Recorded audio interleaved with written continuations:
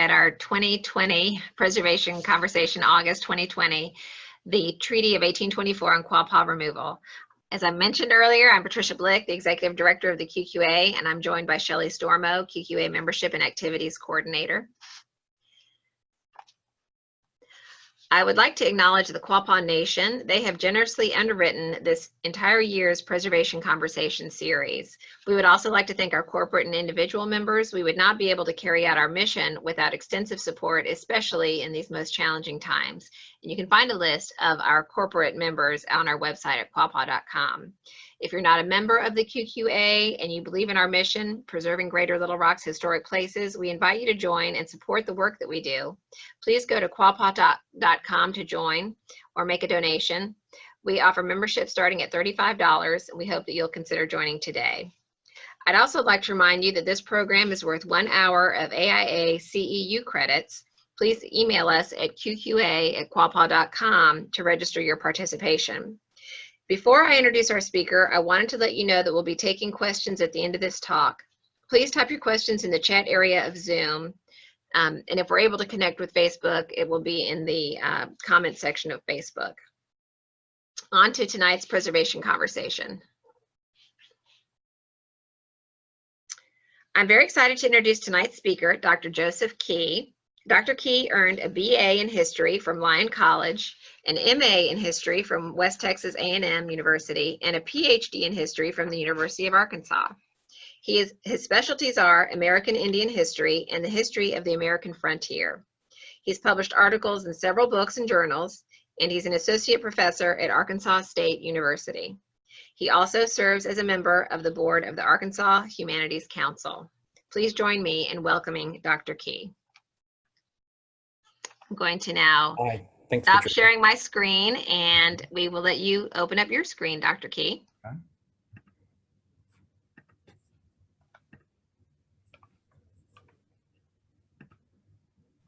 Okay, well, thanks to Patricia for the invitation, and thanks to Shelley for her technical support on all this, and thanks to the Quapaws for sponsoring the preservation conversation. So tonight we're going to talk about the Treaty of 1824, which is the Quapaw Removal Treaty, or what we've usually called it over the years on this. I'll give a little bit of background on this, and so how we got to the treaty and some of the consequences from that about the treaty as well, for the Quapaws as well as for Arkansas. So it all starts with one of the pivotal moments in American history that changes not only the landscape and the geography of North America and the United States, but will have serious repercussions for Indian peoples throughout North America, and that's the 1803 Louisiana Purchase. Now, of course, we all know this is supposed to be this great land deal that Jefferson and his guys worked out with the French.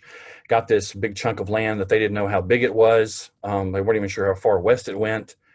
And, they didn't know who actually lived on this land. And that's going to be the big part of what we're going to discover over the next few decades, and really set off a series of conflicts and events for the next 70 years dealing with American Indians in North America. It also will have a lot of repercussions for what happens to American Indians in the Southeast and in Arkansas. And one of the things that will happen here is, Arkansas is part of that Louisiana Purchase. So what does that mean for people living in Arkansas, especially Native peoples in Arkansas? And we'll look at, there will be within a little more than a decade after the Louisiana Purchase, there will be a series of treaties that start basically moving people around or changing claims that people have. So the United States gains a sole claim to this region. And this is going to happen throughout all that Louisiana Purchase and all the way to the west to the Pacific as well. We have this with the Osage treaties that the Osages will be giving up claims in the 1810s, and the Quapaw Treaty in 1818, where they will give up a lot of claim to land in South Arkansas. We also know that the Cherokees will be moving into Arkansas, and so that blue area on this map shows us where their reserve will be. The Choctaw Treaty shows this green area where the Choctaws were supposed to move to, but never did, and partly that was because there were a lot of white settlers already moved into the region. So it gives you an idea that this, this changing landscape and changing really political geography and human geography for this place. So I'll go through the Treaty of 1818 between the United States and the Quapaws. first just kind of give you a quick overview of that, because that's going to set us up for what's going to happen later on. At first, as so many of these treaties are, you cede land, Indian groups are ceding land to the United States. Mostly for the Quapaws, it's going to be land to the west that they don't live on, and to their southwest. So a lot of southern Arkansas, even what's over into what we now think is Oklahoma now, where it's land that they were seen as having some claim to, and the United States wants that claim. The United States will then recognize basically a Quapaw reserve in southeast Arkansas, which we saw a little bit ago, and I'll go back to that.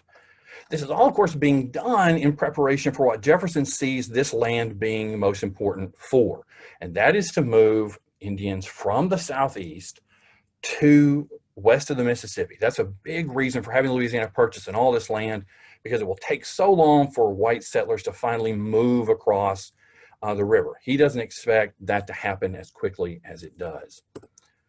So you move this Quapaw claim to much of this land, you can move other people onto the land. Now, one of the things always going to be important for many Native Americans is that they retain hunting rights to even these areas that they've given up claims, because that's what they've used a lot of this territory for, was for hunting. The other thing that the Treaty of 1818 really shows us, and 1824 will to some extent as well, is that it embodies something called the federal civilization policy, where we're going to try to civilize, or the United States government is going to try to civilize Indian people. Now, whatever that means. And for Americans, that means you're going to Americanize them. It's going to be American civilization here. This has been an ongoing issue and contest since Columbus got off the boat in 1492. We'll come back to that. So here's the famous map on the Treaty of 1818, a very romanticized look at the area and at least one Quapaw man. I'll come to that in a second, but you see the beginnings there, the first real example on a map of where the Quapaw Reserve would be to the right of the map there.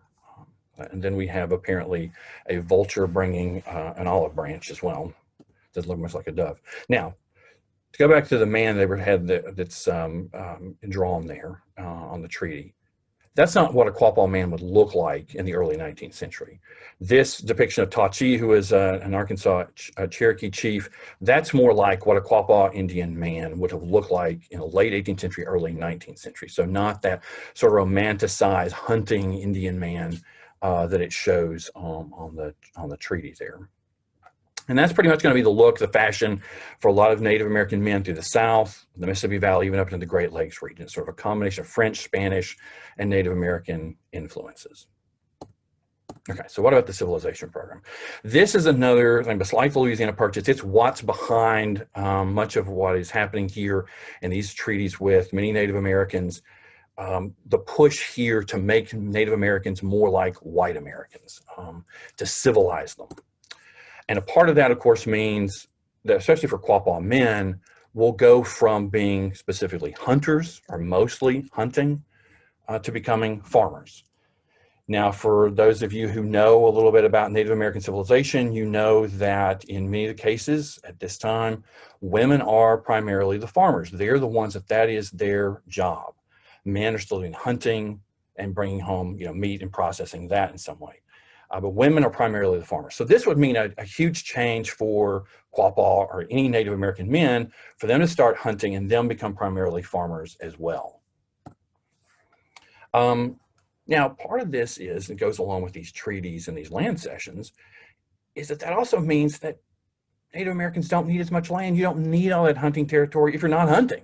If that's not the primary, reason or primary area where you're gaining food. So you need less land. Well, that means that you can simply, the United States can come in and say, hey, you don't need that land.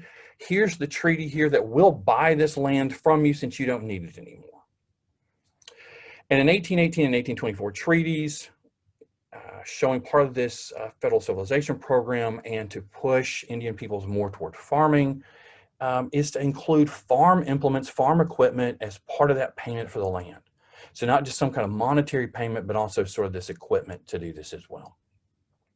And this is, the United States policy and pushing the policy from the 1790s to the 1820s, 1830s, actually. Now, 1 year after the 1818 treaty, in 1819, there's another factor here that really begins to push to a new kind of policy, and for Arkansas especially, and that's the creation of the Arkansas Territory in 1819.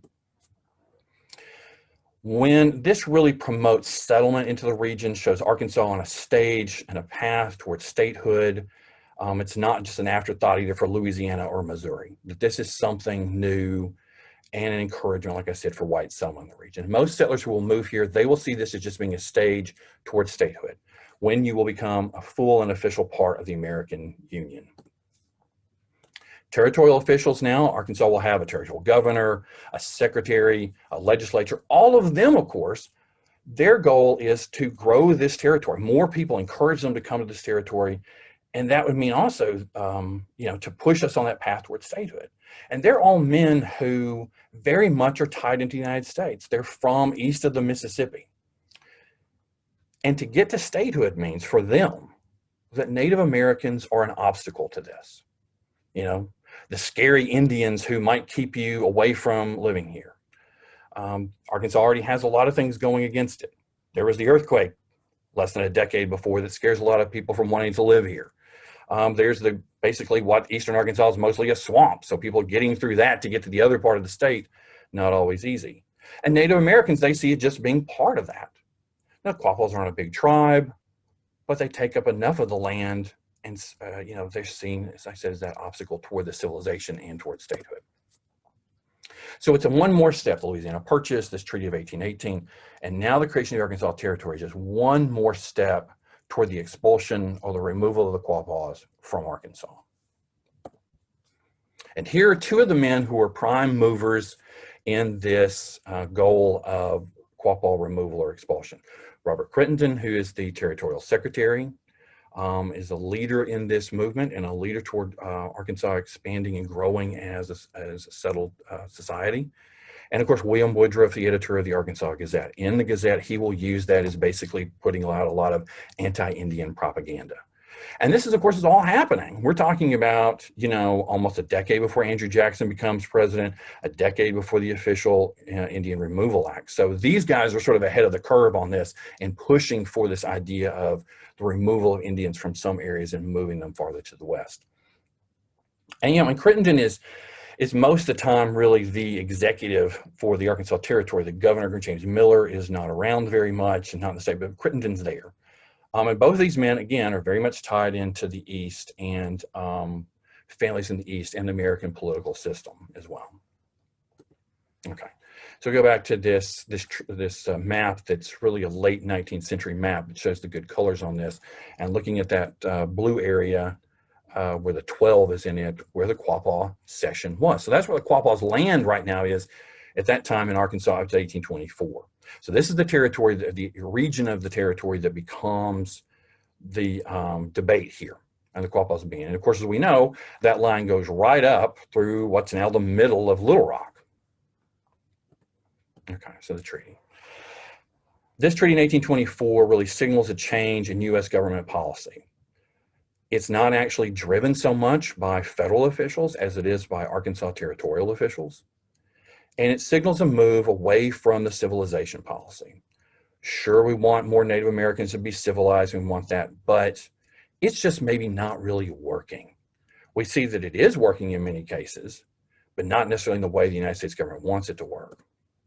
But also in some ways, we don't really want it to work because we just don't want Native Americans living in the Arkansas Territory anyway.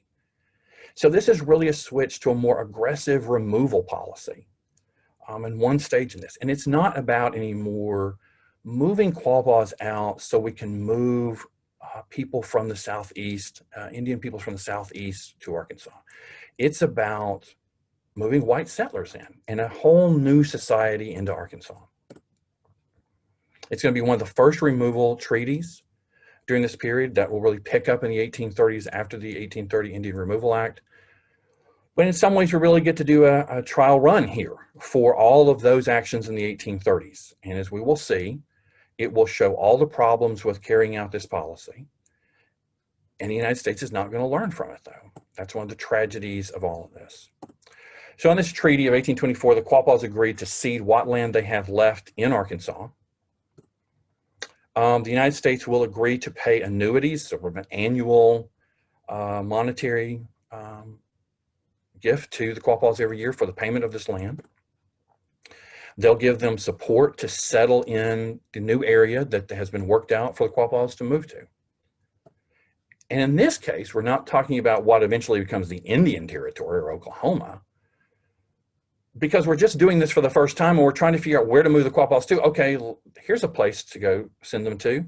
How about northwestern Louisiana, the area around where Shreveport would be now? That's where the Caddos live. The Caddos and the Quapaws are basically the same people. They're really similar, which tells you how ignorant American officials were about people in west of the Mississippi and in this region. So we'll just drop them there and everything will be great. You know, we get that land there. The Quapaws have some new land. Hey, they can farm there just as easily as they can on the Arkansas River. It also includes, so this is sort of a typical deal to this at this point. And going along with this, there's also what happens in a lot of these removal treaties is that there are certain groups of people, families, whatnot, who are given tracts of land to pay debts that the Indian tribe might owe to them. So in this case, the Quapaws owed trading debts to a man named James Skull. So they're going to give him some of the Quapaw land as payment for the debts. And this is going to be an old idea too, because this is a way that the United States basically pressured a lot of Native Americans to give up land. You owe these debts either to the United States or to these private traders. So give up your land and that can be your way of payment. That's what you've got to pay off those debts. A few families are actually Métis families. That's families that are descendants from the Quapaws or maybe other Native Americans and the French.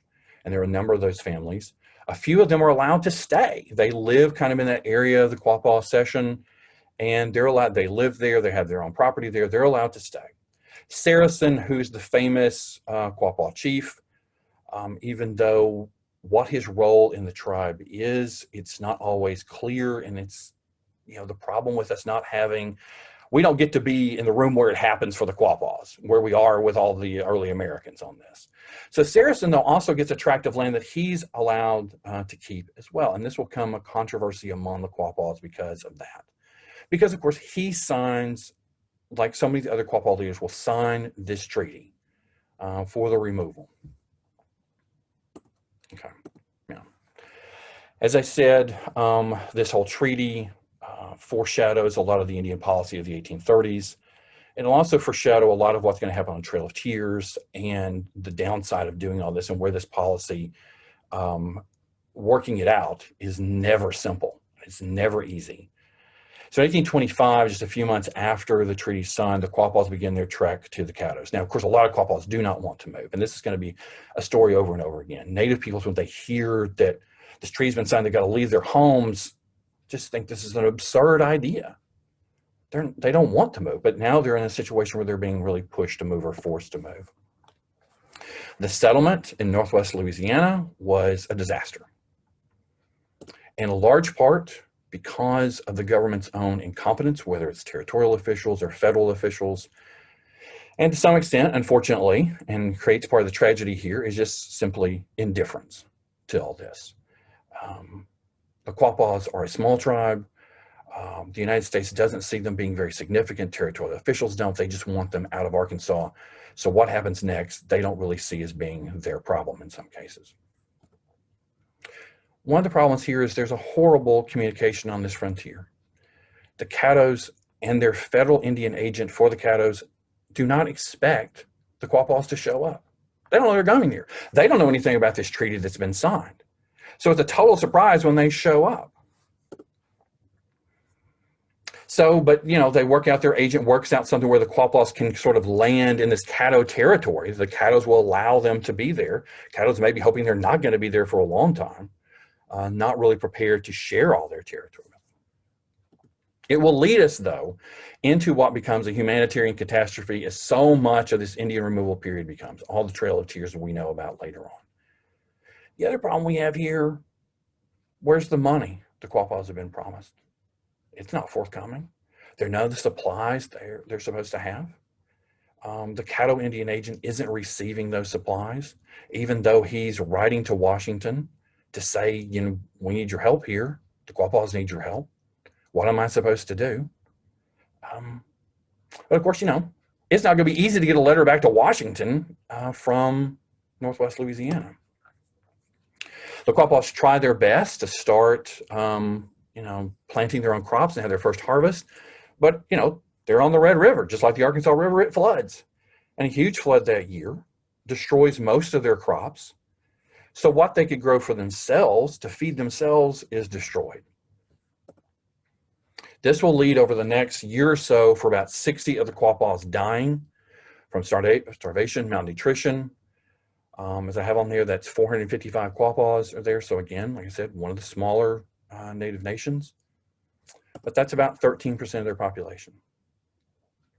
And this is, you know, as the tragedy starts to build here, as this all starts to go very wrong, at least for the Quapaws, but really only known to one government official.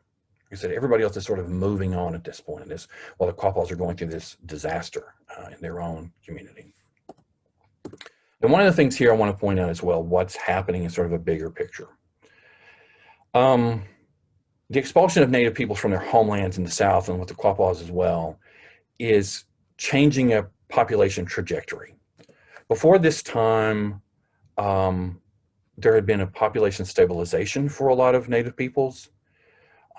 There weren't the massive epidemics that were killing lots of folks. And in fact, some of them, their population was increasing. In fact, in the early 19th century, they were recovering. The Quapaws were the same. I mean, at least they were stabilizing in their population. And this whole idea of expelling them from their homes and moving them will be a huge setback in all of that. That will take a while for them to recover again. So after we had all this centuries of depopulation by war and disease, we're now seeing a whole new sort of government policy that leads to depopulation of Native peoples in North America. And that's how it's happening for the Quapaws. By 1827, something's got to give. Somebody's got to make a decision. The United States government's not making that decision. The territorial officials aren't going to make that decision. The Caddos can't. Their agent can't. So the Quapaws just made the decision for themselves. And they came back to Arkansas. Half of them, led by the principal chief, Hecatoon, comes back. You know, what else are they going to do? They can sit there and fear that more of them will lose their lives, and they're put in this incredibly difficult position. Now, I wish that we knew more about those conversations and when they finally came to the decision, but we don't have those conversations. We know enough about what's going on. They will write, once they come back to Arkansas, to federal officials about what has happened and to make this right. Within a few years, our next couple of years, the rest of the Quapaw Nation, led by Saracen, comes back to the Arkansas River as well. Now, why there's this division in the tribe, it's not really clear, but it's a division that will continue for a while after this happens. So that's another sort of repercussion for all this. It creates more divisions among the Quapaws, and it will among many other Indian nations as well. The Quapaws, they'll come back to Arkansas and they're landless. They're refugees. And so often we do not think about this, this whole removal policy is creating a refugee crisis in the United States and in North America. We think often about a refugee crisis being in other parts of the world that doesn't happen really in the United States, but this is what's happening in the 1820s, 1830s, even into the 1840s, and trying to move people around almost as, you know, I mean, you're even moving, in some cases, white settlers out of the way. And so that time. Now, there's the possibility that some of them actually were living on that tract of land that's Saracen's property still that was he left behind. Someone could live there. Some of them are maybe living on the land of some of those Métis families who would help them and support them when they could. The Quapaws are surviving by trading what they can. Many of the men by hunting, many of the women trying to, you know, gather what foodstuffs they can to trade, which they've done for a long time. They did that through the colonial era up to the early 19th century anyway. And, you know, and they're just going to live off the land the best way they can. But this, of course, this place on the Arkansas River, they know so much better. They know what's there. They know this place like the back of their hand. So it's not different to them or foreign to them like the Red River area was. And they know a little bit more of the rhythms of the Arkansas River as well. on that. I should also notice here this sort of defiance in a way just to survive for them is pretty unique among Native Americans. There are a few other instances, maybe just a couple more, where Native peoples decided, okay, we don't like where you've sent us. This is a disaster. We're going home. But this is the first time that really happens. And this is the way the Quapaws are going to resist this and try to make the United States listen to them and to help them in their plight and to get through this. So when the Quapaws come back, and with the support from a lot of their friends in Arkansas, they're going to plead with the federal government to let them remain in Arkansas now. Look, there's no reason we can't. We're still a small tribe, whatever these things are. And we've got to make this right somehow. A lot of those Métis and French-speaking families are supportive of them and try to lobby for them with territorial officials and federal officials. It really shames the United States government into negotiating again with the Quapaws. As we know, sometimes the federal government has to be shamed into doing things. So in 1833, there's a third and final treaty dealing with Arkansas land and territory and with the Quapaws. But really all this treaty does is reaffirm the 1824 treaty. And that is to now we're going to move you again, but now we're going to move you to Indian Territory where we're moving everybody else. And the Quapaws will be given an area of land in the northeast corner of Indian Territory, now what's known as Oklahoma, to move them out of Arkansas. So there's really no way the United States government, the territorial government, will not agree for them to stay in Arkansas. It's just finding potentially a better place for them. And all this time, through the 1818 treaty, what it had promised, and the 1824 treaty, what it had promised, the Quapaws are still not receiving those annuity payments. 1833, they're going to be promised again. That's going to catch up. And I don't know whether they ever did get any of that money that they were owed between 1818 and 1833 or even afterward. There's a lot of controversy and a lot of talk about what happened to the money after the 1824 treaty. It's believed that maybe some Arkansas territorial officials or some government agents in Arkansas had the money, never gave it to the Quapaws, spending on what they wanted to. Maybe they spent on something they felt like the Quapaws needed, but it was very little. The Quapaws never received it to really pay for any of their supplies or anything for that. So we've got a situation where Quapaws are giving up a lot of land, and the United States government's not paying them for it. So it's more than just moving people off of their homeland. It's actually just doing a great wrong against them by not really following through on the promise here. What are consequences for Arkansas about this? As territorial officials hope, this is moving us along in the transition from a territory to a state, which we know will happen on June 15th, 1836. So what Robert Crittenden wanted, what William Woodruff had wanted, and some of these other territorial officials wanted is going to come true. It means Arkansas makes a shift as well from being a place that's a western frontier, really, in a western state, eventually to being part of the cotton-driven South and more in line with those southern states and the cotton empire that's growing there. It, of course, means a changing demographics for the territory and the state. So few Native Americans are going to remain in the territory. We know the Cherokees are mostly moved out by 1828, 1829. There may be a few that are still in the territory, but they move into the Indian Territory shortly as well. The total population of the territory and then to the state, of course, is going to grow over the next few decades. In 1810, or maybe about 1,000 of what we know is the somewhat of American census. This does not include Native Americans. Native American population was probably about the same, might have been a little bit more in 1810. 1820, we see the total population growing again without Indian people, so probably more than what the total Native population was for the state or the territory. 1830, we see it more than double, and by 1860, we're up to 435,000 people living in Arkansas. Now, that's a white population, and that's the free white population, and that's, of course, the enslaved population as well. And here's the, the really big demographic change, and the expectation is, of course, a lot of white settlers will move in, but what kind of part is this going to be?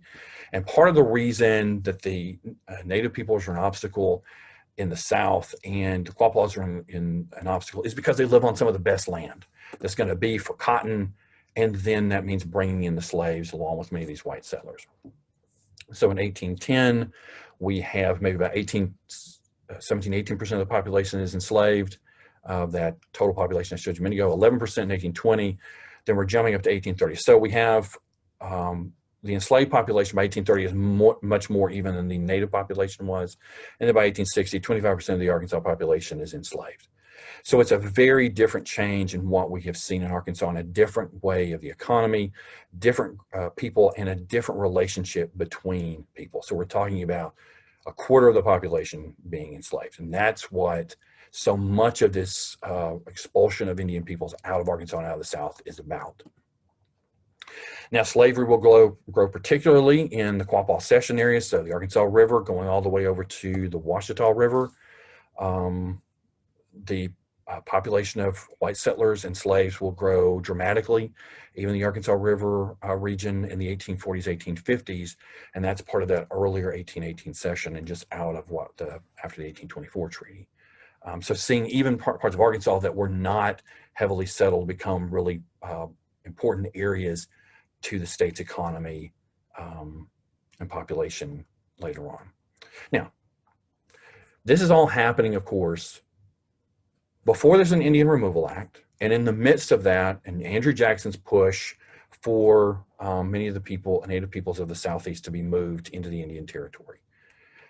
So, we've got all this drama, this change in a tragedy going on in so many lives of so many people here. Now, for the Quapaws, I don't want you to leave you thinking that this is all tragedy. It is a tragedy in many ways, but the Quapaws are persistent. They've survived. They've rebuilt their lives in what was the Indian Territory and became part of Oklahoma.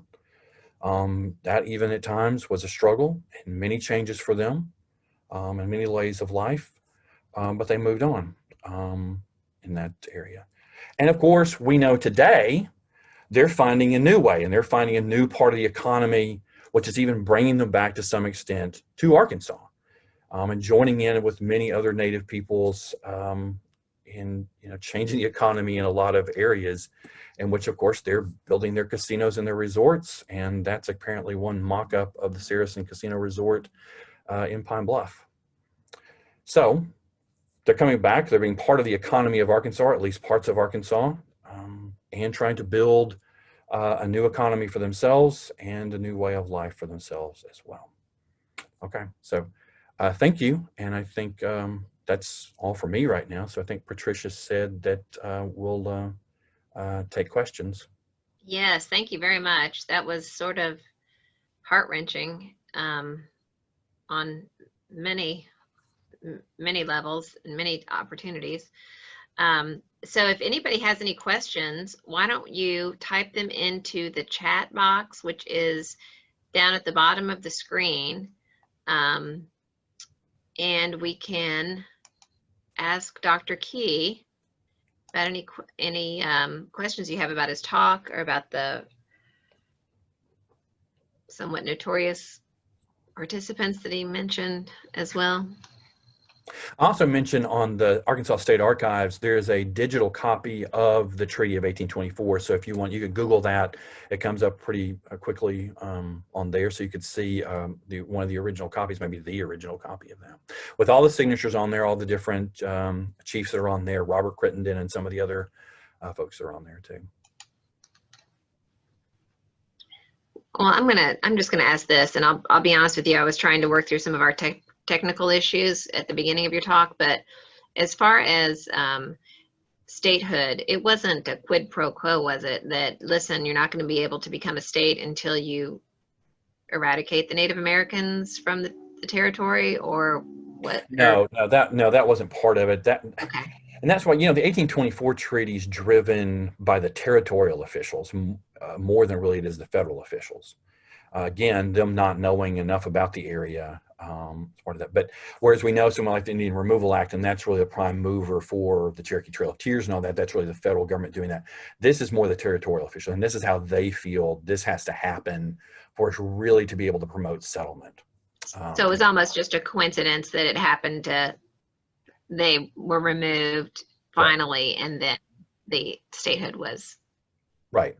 Because, you know, that was seen as being a step for the territorial officials, and I think a lot of other folks too. So. Okay, we do have a question. Okay, Mary Evans is asking, what do they plan to do with their land by the airport in Little Rock? They are, my understanding is they're selling it, I think, to the Port Authority. But if anybody, do you know, Dr. Key? Have you followed that? I think I saw something the other day that that said just what you're saying. That I think they're I think they have said that they are not planning on putting a casino there. I think they're just going to have the one in Pine Bluff. So, but I think you're right that they're going to have that they're planning on selling that. So. Right. I think they're selling out a section at a time to the Port Authority. So I think the sections are they're basically chopping at it year by year to spread out the cost over a couple of years. Right.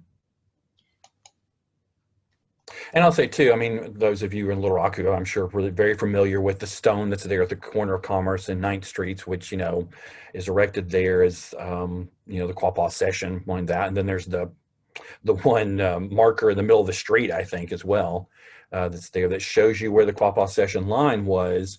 And so when that's gone, you can, there were actually, you know, people settled like right up to that line in what was Little Rock or whatever.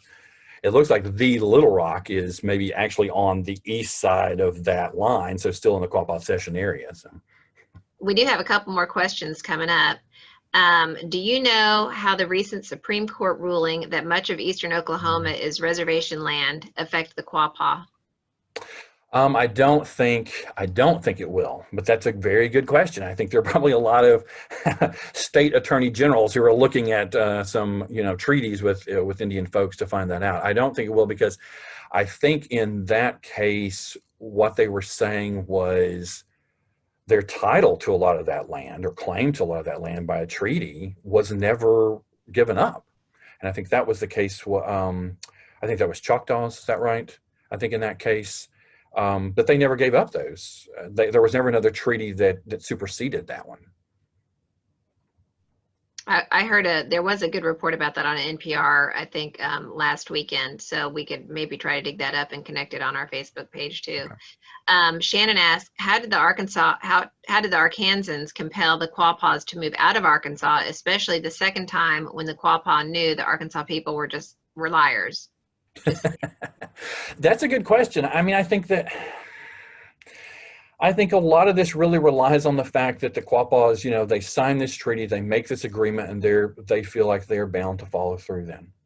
Whereas, as she's right, on the other side, the territorial officials, the federal officials, aren't necessarily going to keep up their part of the bargain on this. And I think in 1833, if the United States and the territory is not willing to carve out some land for them, then, like I said, they're landless. They're still refugees. And I think at that point, after you're talking about 6 years or more, I think they feel like they don't have any other option but to move again and try to start over. Mary Evans also follows along with a question about the land over by the Port Authority. Were there any digs there? I'm assuming archaeological excavations, which I am not sure about that. I mean, I think they think that there are some resources there, but I don't know if they actually undertook any investigations. Do you know? No, I don't. I'm trying to think about that. John House at UAPB's, probably the Arkansas Archaeological Survey, may know that, or there may be someone at UALR also that knows the answer to that question. Right. We also have a question, was this story from Bob Musser, was this story largely one associated with the Delta regions of Arkansas? Did it affect the mountainous or the hilly parts of Arkansas? Not really in these two. Well, the 1818 treaty, they will be giving up claims to land, let's say, in the Ouachita Mountain region, but not really the Ozark region and whatnot. That's mostly going to, that'll be dealt with in the treaties with the Osages and then with the Cherokees. We'll deal more with Northwest Arkansas and the Ozark Mountains in there. So, and of course, you know, the Osages never had any permanent settlement in Arkansas. They're in Missouri, and then they're in Northeast Northeast Indian Territory in Oklahoma. But not really. I mean, they were major players in colonial Arkansas. We know, and Morris Arnold's very good at documenting that. A lot of other folks, but they never had any permanent settlements in Arkansas. But they were seen as having claims to the land that the United States thought that they did anyway. That leads to those treaties. Does anyone have any other questions? If not, I think that's it. So I'm going to ask Dr. Key to stop sharing his screen, and I'm going to put up my screen for our closing. There we go. Thank you.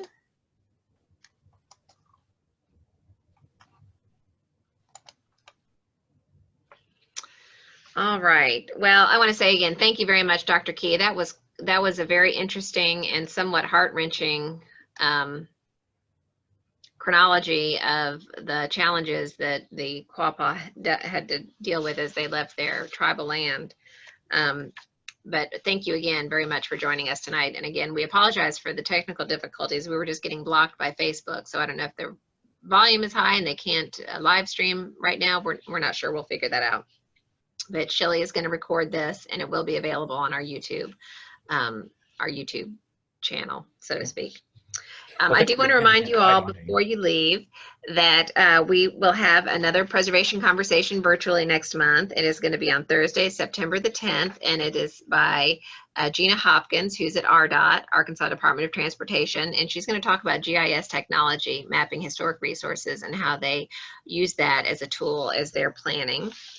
And again, thank you very much for joining us tonight. If you have any questions, you know how to find us, quapaw.com. And we thank you all for coming. Take care. Thank you. Bye. Thank you, Dr. Key. Bye. Thank you.